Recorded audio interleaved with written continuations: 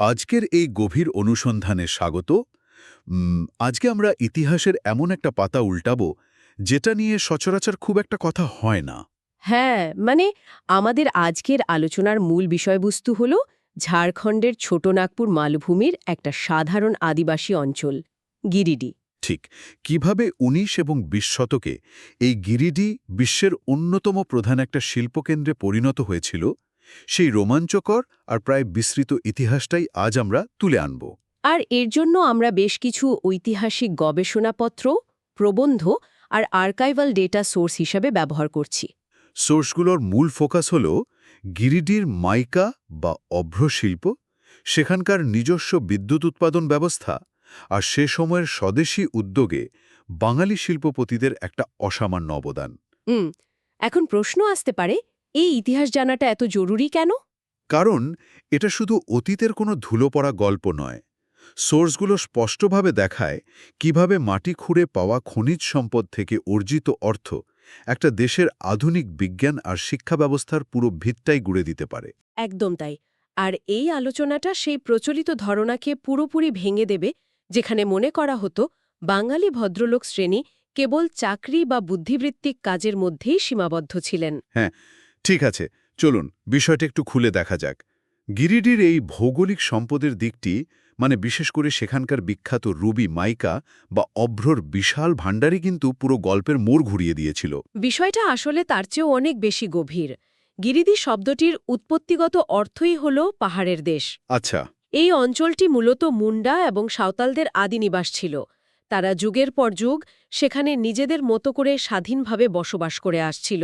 কিন্তু ওই যে 1831 সালের কোল বিদ্রোহের পর, কোল বিদ্রোহ দমনের পর তো ব্রিটিশরা আধিপত্য বিস্তার করতে শুরু করল। হ্যাঁ, ছোটনাগপুর এজেন্সির ওপর ব্রিটিশ ইস্ট ইন্ডিয়া কোম্পানি যখন নিজেদের আধিপত্য বিস্তার করতে শুরু করল, তখন থেকে এই অঞ্চলের রূপান্তর শুরু হয়। একটা শান্ত আদিবাসী অঞ্চল ধীরে ধীরে একটা আগ্রাসী ঔপনিবেশিক অর্থনীতির কেন্দ্রে পরিণত হতে থাকে। ঠিক।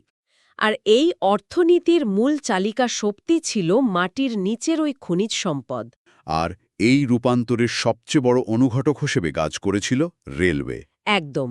1871 সালে ব্রিটিশ সরকার যখন কলকাতা থেকে গিরিডিতে সরাসরি রেল লাইন স্থাপন করল, তখন অনেকেই ভেবেছিল এটা বোধহয় শুধু খনিজ পদার্থ বা কয়লা টেনে কলকাতা নিয়ে যাওয়ার একটা সাধারণ পথ। কিন্তু বাস্তবে এই রেল লাইনটিকে একটা টু ওয়ে বা দ্বিমুখী সেতুর মতো কল্পনা করা যেতে পারে। দ্বিমুখী সেতু? হ্যাঁ, মানে একদিকে যেমন গিরিডি থেকে সম্পদ কলকাতায় আসছিল, ঠিক তেমনি এই একই সেতু বেয়ে কলকাতার শিক্ষিত বাঙালি পেশাজীবী এবং উদ্যোক্তারা গিরিডিতে পাড়ি জমিয়েছিলেন। ও, বুঝতে পেরেছি। তাদের মেধা, মূলধন আর সর্বোপরি স্বদেশী আত্মনির্ভরশীলতার এক বিশাল স্বপ্ন নিয়ে তারা সেখানে গিয়েছিলেন। তারা শুধু টাকা কামাতে যাননি, তারা সেখানে রীতিমতো একটা শিল্প বিপ্লবের বীজ বপন করেছিলেন। আর এর কেন্দ্রে ছিল গিরিডির মাটির নিচে লুকিয়ে থাকা সেই গ্রেট মাইকা বেল্ট বা বিশাল অভ্রবলয়। আর সেখান থেকে পাওয়া বিশ্ববিখ্যাত বেঙ্গল রুবি মাইকা। এখানে সবচেয়ে চমকপ্রদ বিষয়টা হল, ব্রিটিশরা কয়লা খনিগুলোর উপর নিজেদের একচেটিয়া আধিপত্য বজায় রাখলেও মাইকা বা অভ্র খনির ক্ষেত্রে তারা ভারতীয়দের সুযোগ দিতে বাধ্য হয়েছিল। এর পিছনে তো একটা বড় কারিগরি কারণ ছিল বলে সোর্সে উল্লেখ আছে। হ্যাঁ, মাইকা উত্তোলন আর এর গ্রেডিং বা মান নির্ধারণ করাটা ছিল চরম ধৈর্য আর বিশেষ কারিগরি জ্ঞানের বিষয়। শুধু মাটি খুঁড়ে পাথর বের করলেই হতো না। তাকে অত্যন্ত নিখুঁতভাবে স্তরে স্তরে ছাড়াতে হতো। ঠিক, সে সময়ের অনেক ভারতীয়, বিশেষ করে বাঙালি উদ্যোক্তাদের এই ধৈর্য আর সূক্ষ্ম কারিগরি জ্ঞানটা ছিল। আর এই রুবি মাইকা কেন এত মূল্যবান ছিল সেটা জানলে অবাক হতে হয়। এর উচ্চ তাপ প্রতিরোধ ক্ষমতা আর ইনসুলেটিং গুণের কারণে, তাই তো? একদম। সহজ কথায় বলতে, প্রচণ্ড তাপে বা হাই ভোল্টেজ বিদ্যুতেও এটা গলে যেত না বা নষ্ট হতো না। আর আধুনিক যুগের ইলেকট্রনিক্সের জন্য তো এই গুণটি অপরিহার্য ছিল। এই সুযোগটি দারুণভাবে কাজে লাগিয়েছিলেন রামচন্দ্র ঘোষের মতো উদ্যোক্তারা। হ্যাঁ, সোর্সগুলোতে তার কথা খুব গুরুত্বের সাথে বলা হয়েছে। ইনি ছিলেন সে সময়ের একজন শীর্ষস্থানীয় মাইকা খনির মালিক এবং ব্যবসায়ী। প্রথম এবং দ্বিতীয় বিশ্বযুদ্ধের সময় যখন মাইকার চাহিদা বাড়তে শুরু করল, তখন তার ব্যবসা গিরিডিকে কেন্দ্র করে ফুলে ফেপে ওঠে। রামচন্দ্র ঘোষের পরিবার জানত কিভাবে উচ্চ মূল্যের মাস্কোভাইট মাইকাকে তুলনামূলক নিম্নমানের বায়োটাইট থেকে আলাদা করতে হয়। এই গ্রেডিংটাই ছিল আসল খেলা। যুদ্ধের সময় ইংল্যান্ড, জাপান আর আমেরিকার মতো দেশগুলোতে রেডিওর যন্ত্রপাতি, বিমানের ইঞ্জিন আর স্পার্ক প্লাগ তৈরি করার জন্য এই রুবি মাইকা অপরিহার্য হয়ে পড়েছিল। ভাবুন তো, সে সময় যুদ্ধবিমানের ইঞ্জিনের স্পার্ক প্লাগ যেন প্রচণ্ড তাপে গলে না যায়, তার জন্য গিরিডির মাইকা ব্যবহার করা হতো। আর রামচন্দ্র ঘোষের কোম্পানি সেই বিপুল চাহিদা মেটাতে জাহাজ ভরে মাইকা রপ্তানি করত। আমরা যদি এটাকে বৃহত্তর প্রেক্ষাপটের সাথে যুক্ত করি, তাহলে দেখব রামচন্দ্র ঘোষের এই ব্যবসার প্রভাব কেবল তার পরিবারের সম্পদ বৃদ্ধির মধ্যেই সীমাবদ্ধ ছিল না। হ্যাঁ, কারণ ঔপনিবেশিক যুগে ইউরোপীয় একচেটিয়া ব্যবসায়ীদের সাথে পাল্লা দেওয়াটা চরম ঝুঁকির ছিল। ঠিক, অনেক সময় জাহাজ ডুবে গিয়ে বা ব্রিটিশদের বৈরী নীতির কারণে তাদের বিশাল আর্থিক ক্ষতির সম্মুখীনও হতে হয়েছিল। কিন্তু এই খনিজ সম্পদ রপ্তানি থেকে আসা অর্থ ভারতের মানব সম্পদ উন্নয়নে বিশাল ভূমিকা রেখেছিল। রামচন্দ্র ঘোষের ছেলে জ্ঞানচন্দ্র ঘোষের উদাহরণটাই তো দেওয়া যায় এখানে। একদম, তিনি গিরিটি হাই স্কুলে পড়াশোনা করেছিলেন। ওই মাইকা ব্যবসার অর্থেই তার উচ্চশিক্ষা। আর এই জ্ঞানচন্দ্র ঘোষই পরবর্তীতে ভারতের অন্যতম শ্রেষ্ঠ বিজ্ঞানী হন। আর আইআইটি খড়গপুরের প্রথম ডিরেক্টর হিসেবে দায়িত্ব গ্রহণ করেন। শুধু তাই নয়, তিনি ভারতের শিল্প ও সরবরাহ বিভাগের ডিরেক্টর জেনারেলও হয়েছিলেন। মাটি থেকে অভ্র তুলে রপ্তানি করার ব্যবসা থেকে শুরু করে সরাসরি হাইটেক কেমিক্যাল ম্যানুফ্যাকচারিংয়ে এই যে উত্তরণ, এটা একটা মাস্টার ক্লাস। সোর্সে দেখা যায় জ্ঞানচন্দ্র ঘোষ পরবর্তীতে ফিশার ট্রপস সিনথেসিস আর অনুঘটক নিয়ে দারুণ কিছু গবেষণা করেছিলেন। এই ফিশার ট্রপ সিনথেসিস জিনিসটা আসলে কয়লা বা প্রাকৃতিক গ্যাসকে রাসায়নিক প্রক্রিয়ায় তরল জ্বালানিতে রূপান্তরিত করার একটা পদ্ধতি। হ্যাঁ, পেট্রোল বা ডিজেল তৈরির মতো। জ্ঞানচন্দ্র ঘোষ এই প্রক্রিয়ার কার্যকারিতা বাড়ানোর জন্য ক্যাটালিস্ট বা অনুঘটক নিয়ে কাজ করছিলেন। সম্পর্কটা এখানে মানসিকতার। বাবা খনিজ সম্পদ ব্যবহার করে বিশ্বমানের ব্যবসা দাঁড় করিয়েছিলেন, আর ছেলে সেই খনিজ সম্পদ ব্যবহার করে দেশের জ্বালানি সংকট মেটানোর বৈজ্ঞানিক গবেষণায় নিজেকে সঁপে দিয়েছিলেন। আর ঠিক এখানেই বিষয়টা সবচেয়ে আকর্ষণীয় হয়ে ওঠে, কারণ সোর্সগুলো বলছে এই বাঙালি উদ্যোক্তারা শুধু কাঁচামাল রপ্তানিকারক হিসেবেই নিজেদের আটকে রাখেননি। তারা অত্যন্ত সূক্ষ্ম যন্ত্রপাতি এবং যন্ত্রাংশ তৈরি করাও শুরু করেছিলেন। গিরিডিতে এনকেভি এক্সট্রুশনসের মতো আধুনিক প্রতিষ্ঠানগুলোর যে পূর্বসূরিরা ছিলেন, তারা ১৯ শতকের শুরুতেই সেখানে মাইকা ম্যানুফ্যাকচারিং ইউনিট স্থাপন করেছিলেন। তারা শুধু পাথর ভাঙত না, রীতিমতো ইঞ্জিনিয়ারিং করছিল। ওই যে ফ্যাব্রিকেশন বা অতি সূক্ষ্ম মাইকা যন্ত্রাংশ তৈরিতে দক্ষতা অর্জন করেছিল তারা। এর জন্য বিশেষ ধরনের যন্ত্রপাতি আর ইঞ্জিনিয়ারিং জ্ঞানসম্পন্ন কর্মীবাহিনীর প্রয়োজন ছিল, যা তারা নিজেরাই তৈরি করেছিল। তৈরি হতো মাইকা ফ্লেক্স, যা বিলাসবহুল গাড়ির রঙের উজ্জ্বলতা বাড়াতে ব্যবহৃত হতো। এছাড়া তৈরি হতো সিলভার লেয়ার্ড মাইকা, যা ক্যাপাসিটরের জন্য লাগত, আর মাইকা স্পেসার, যা ভ্যাকিউম টিউবের ভেতরে কাঠামো ধরে রাখার জন্য জরুরি ছিল। এই ফ্যাব্রিকেশন বা কারিগরি উৎকর্ষের লেভেলটা বোঝানোর জন্য একটা দারুণ উদাহরণ দেওয়া আছে আমাদের সোর্সে। ওই কম্পাউন্ড ডায়ের বিষয়টা? হ্যাঁ, কম্পাউন্ড ডাইস। সাধারণ ডাই দিয়ে হয়তো শুধু একটা আকার কাটা যায়, কিন্তু এই কম্পাউন্ড ডাইয়ের প্রযুক্তি এতটাই নিখুঁত ছিল যে তারা এক স্ট্রোকে বা যন্ত্রের এক আঘাতেই একটি মাইকা উপাদানের বাইরের নির্দিষ্ট আকার আর ভেতরের সমস্ত জটিল ছিদ্র একদম নিখুঁতভাবে কেটে বের করতে পারত। অনেকটা কুকি কাটার দিয়ে একসাথে ডিজাইন এবং শেপ কেটে বের করার মতো। ঠিক, কিন্তু এখানে নির্ভুলতার মাত্রা ছিল মিলিমিটারের ভগ্নাংশের হিসেবে। আন্তর্জাতিক কোম্পানিগুলোর চাহিদা মেটানোর জন্যই এই স্তরের ইঞ্জিনিয়ারিং অপরিহার্য ছিল। কমলাপতি রাম কোম্পানি বা রতন মাইকা এক্সপোর্টসের মতো প্রতিষ্ঠানগুলো এই উচ্চমানের যন্ত্রাংশ প্রস্তুতকারক হিসেবে নিজেদের প্রতিষ্ঠিত করেছিল। আর এই উদ্যোগগুলোর পেছনের মূল চালিকা শক্তি ছিল স্বদেশী স্পিরিট বা দেশপ্রেম। এটা বিশ্লেষণ করা খুব জরুরি। এই শিল্পপতি আর ইঞ্জিনিয়ারদের অনেকেই ছিলেন সে সময়ের শিবপুর আর যাদবপুর ইঞ্জিনিয়ারিং কলেজের গ্র্যাজুয়েট। তারা সম্পূর্ণ দেশীয় প্রযুক্তিতে, মানে কোনো ধরনের বিদেশি কোলাবোরেশন ছাড়াই এই বিশাল ফ্যাব্রিকেশন শিল্প গড়ে তুলেছিলেন। ক্যালকাটা ফ্যানওয়ার্কস বা বেঙ্গল ল্যাম্পসের মতো বিখ্যাত প্রতিষ্ঠানগুলো গিরিডির ওই কারখানায় তৈরি মাইকা ব্যবহার করেই তাদের পণ্য তৈরি করত। এই স্বদেশী উদ্যোগের আরেকটি রোমাঞ্চকর উদাহরণ হল রায় ব্রাদার্সের বিদ্যুতায়নের সংগ্রাম। 1928-29 সালের দিকের কথা। মেসেস লালজি অ্যান্ড কোংয়ের অধীনে রায় ব্রাদার্স সম্পূর্ণ দেশীয় মূলধনে the Giridih electric supply corporation limited প্রতিষ্ঠা করেন।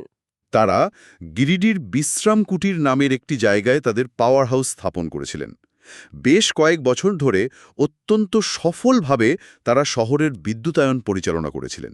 উদ্যোগটা অসাধারণ হলেও এর একটা বিষণ্ণ বাস্তব দিকও আছে। ১৯৩৪ সালের দিকে ব্রিটিশ ইনসুলেটেড কেবলস লিমিটেডের আগ্রাসী প্রতিযোগিতার মুখে রায় ব্রাদার্স চরম আর্থিক সংকটে পড়েন। একটা দেশীয় কোম্পানি সাম্রাজ্যবাদের মদতপুষ্ট কর্পোরেট দানবের সাথে কিভাবে টিকবে? শেষ পর্যন্ত কলকাতা হাইকোর্টের রায়ে তাদের কোম্পানিকে দেউলিয়া ঘোষণা করা হয়। এরপর শুরু হয় এক দীর্ঘ আইনি লড়াই। ব্রিটিশ পাওনাদারদের হাত থেকে বাঁচতে তারা নিজেদের সম্পদ ম্যানেজিং এজেন্টদের কাছে বিক্রি করার চেষ্টাও করেছিলেন। এই ম্যানেজিং এজেন্টরা ছিল মূলত বড় এজেন্সি হাউস যারা অন্যান্য কোম্পানির ম্যানেজমেন্টের দায়িত্ব নিত, কিন্তু এরাও বেশিরভাগ ব্রিটিশদের নিয়ন্ত্রণাধীন ছিল। ফলে রায় ব্রাদার্সকে সেই ঔপনিবেশিক ফাঁদেই পড়তে হয়েছিল। এই পুরো ঘটনাটি সে সময় ব্রিটিশ ভারতে স্বদেশী উদ্যোগের চরম ঝুঁকির দিকটি নির্দেশ করে। তবে এত বাধা সত্ত্বেও তাদের উদ্যোগে গিরিডি সেই সময়ের অল্প কয়েকটি বিদ্যুতায়িত আধুনিক শহরের একটিতে পরিণত হয়েছিল। আর বিদ্যুতায়নের পর গিরিডির চেহারা পাল্টাতে শুরু করল। এই ধুলোমাখা খুনি শহরটি সে সময় একটা হেলথ রিসর্ট বা স্বাস্থ্য উদ্ধারের জায়গা হিসাবে পরিচিতি পেয়েছিল। খনি এলাকা মানেই আমরা ভাবি দূষণ, কিন্তু গিরিডির ক্ষেত্রে উল্টোটা ঘটেছিল। খনি শিল্প থেকে অর্জিত বিশাল মুনাফা সামাজিক ও স্বাস্থ্য খাতে প্রচুর বিনিয়োগ করা হয়েছিল। সেখানে 4টি বড় হাসপাতাল, 53টি ডিসপেন্সারি আর বেশ কয়েকটি নার্সিংহোম গড়ে উঠেছিল। চারপাশের স্বাস্থ্যকর আবহাওয়ার কারণে দূর দূরান্ত থেকে মানুষ সেখানে হাওয়া বদল করতে আসত। স্বাস্থ্য উদ্ধারের পাশাপাশি গিরিডি হয়ে উঠেছিল বিজ্ঞানের এক অন্যতম চারণভূমি। স্যার জগদীশচন্দ্র বসুর কথা তো আমরা সবাই জানি। তিনি তার জীবনের শেষ সময়টি এই গিরিডিতেই কাটিয়েছিলেন। হ্যাঁ, গিরিডিতে তার নিজের বাসভবন, যার নাম ছিল বিজ্ঞান কেন্দ্র, সেখানে তার বিখ্যাত ক্রেস্কোগ্রাফ যন্ত্র নিয়ে গবেষণা চালিয়েছিলেন। ক্রেস্কোগ্রাফ যন্ত্রটি উদ্ভিদের অত্যন্ত সূক্ষ্ম বৃদ্ধি মাপতে পারত। খনি শিল্পের টাকায় গড়ে ওঠা শহরের ওই শান্ত পরিবেশে তার এই গবেষণা দারুণভাবে উপকৃত হয়েছিল। বিজ্ঞানের মেলবন্ধন এখানেই শেষ নয়।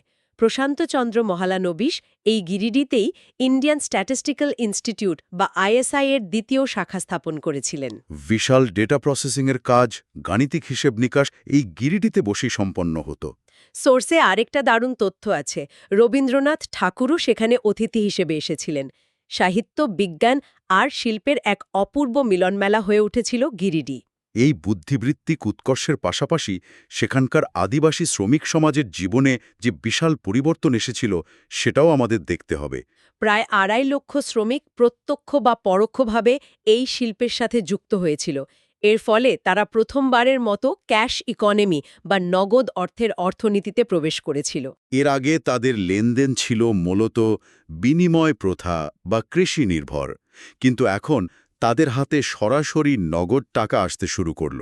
শুধু তাই নয়, এই শিল্পপতিরা সেখানে বেশ কিছু শিক্ষা প্রতিষ্ঠানও গড়ে তুলেছিলেন, যা সাধারণের শিক্ষা বিস্তারে বিশাল ভূমিকা রেখেছিল। সামাজিক এই পরিবর্তনের পাশাপাশি সময়ের সাথে সাথে শিল্পের উত্থান-পতনের ট্র্যাজেডিও তো আমাদের নজরে রাখতে হবে। ১৯৬০-এর দশকে যখন বিশ্ববাজারে প্রযুক্তিগত পরিবর্তন আসা শুরু হলো, হ্যাঁ, প্রাকৃতিক মাইকার জায়গা নিতে শুরু করল কারখানায় তৈরি সস্তা প্লাস্টিক আর রাসায়নিক সিনথেটিক্স, যার ফলে আন্তর্জাতিক বাজারে গিরিডির ওই বাঙালি শিল্পপতিদের মুনাফা কমতে শুরু করে। তবে এই আনুষ্ঠানিক শিল্পের কফিনে শেষ পেরেকটি ঠুকেছিল ১৯৮০ সালের একটি আইন, বন সংরক্ষণ আইন বা ফরেস্ট কনজারভেশন অ্যাক্ট। এটি একটি অত্যন্ত গুরুত্বপূর্ণ প্রশ্নের জন্ম দেয়, যাকে আমরা পলিসির ভাষায় বলতে পারি রেগুলেটরি প্যারাডক্স বা নীতিগত স্ববিরোধিতা। জঙ্গল বাঁচানোর জন্য তৈরি করা এই আইনের ফলে মাইকা খনিগুলোতে বৈধভাবে খনন কাজ সম্পূর্ণ নিষিদ্ধ করা হলো। আর এই বৈধ শিল্পের পতনের ফলে গিরিডিতে এক বিশাল অর্থনৈতিক শূন্যতার সৃষ্টি হল। কর্মহীন হয়ে পড়ল হাজার হাজার মানুষ। আর এর পরিণতি ছিল অত্যন্ত ভয়াবহ। বৈধ ব্যবসার এই পতনের ফলে জন্ম নিল অবৈধ এবং বিপজ্জনক র্যাটহোল মাইনিং। ইঁদুর যেমন মাটি খুঁড়ে সরু গর্ত করে, ঠিক তেমনি অত্যন্ত সংকীর্ণ অন্ধকার গর্ত খুঁড়ে মানুষ সেখানে ঢুকতে শুরু করল। অসাধু মাইনিং মাফিয়া চক্রগুলো কোনো নিরাপত্তার তোয়াক্কা না করে ঝুঁকিপূর্ণভাবে মাইকা উত্তোলন শুরু করল। যে রুবি মাইকা একসময় শিল্পের অহংকার ছিল, তা আজ দরিদ্র শ্রমিকদের জন্য একই সাথে ঘাতক এবং অন্নদাতা হয়ে দাঁড়িয়েছে। বেঁচে থাকার তাগিদে তারা প্রতিদিন জীবনের ঝুঁকি নিয়ে ওই র্যাট হোলে কাজ করতে বাধ্য হচ্ছে। বৈধ কাঠামো না থাকায় এদের দেখার কেউ নেই, কোনো ক্ষতিপূরণ নেই। তাহলে এর মানে কি দাঁড়াচ্ছে? এর মানে হলো ওই বাঙালি শিল্পপতিরা শুধু মাটি খুঁড়ে খনিজ সম্পদই বের করেননি, তারা গিরিডি নামক একটি আধুনিক শহরের স্থপতি ছিলেন। খনিজ সম্পদের অর্থ দিয়ে তারা ভারতের আধুনিক বিজ্ঞান ও শিক্ষার ভিত গড়ে দিয়েছিলেন। জগদীশচন্দ্র বসুর ক্র্যাস্কোগ্রাফ থেকে শুরু করে স্বাধীন ভারতের গর্ব আইআইটি খড়গপুর, সবকিছুর পেছনেই গিরিডির ওই মাইকার অবদান লুকিয়ে আছে। তারা প্রমাণ করেছিলেন যে সঠিক দিক নির্দেশনা থাকলে দেশীয় মেধা ও মূলধন দিয়ে বিশ্বমানের শিল্প গড়ে তোলা সম্ভব। একদম ঠিক। কিন্তু আজকের এই পুরো বিশ্লেষণ শেষে একটি অত্যন্ত গভীর ভাবনার বিষয় আমাদের সামনে এসে দাঁড়ায়। পরিবেশ বাঁচানোর জন্য তৈরি করা একটি আইন, যার উদ্দেশ্য ছিল ভালো, সেটা কিভাবে একটি বৈধ শিল্পকে ধ্বংস করে হাজার হাজার মানুষকে বিপজ্জনক একটা আন্ডারগ্রাউন্ড অর্থনীতির দিকে ঠেলে দিতে পারে? খুব জরুরি একটা প্রশ্ন। কোনো পলিসি তৈরি করার সময় আমরা কি সত্যি এর সুদূরপ্রসারী অর্থনৈতিক ও সামাজিক প্রভাবগুলো সঠিকভাবে পরিমাপ করতে পারি? যখন নীতিনির্ধারকরা কোনো সিদ্ধান্ত নেন, তখন কাগজের নিয়মের বাইরে গিয়ে বাস্তবের মানুষগুলোর কথা কি তারা ভাবেন? এই প্রশ্নটি আমাদের আজকের আয়োজনের সবচেয়ে বড় চিন্তার খোরাক হয়ে রইল।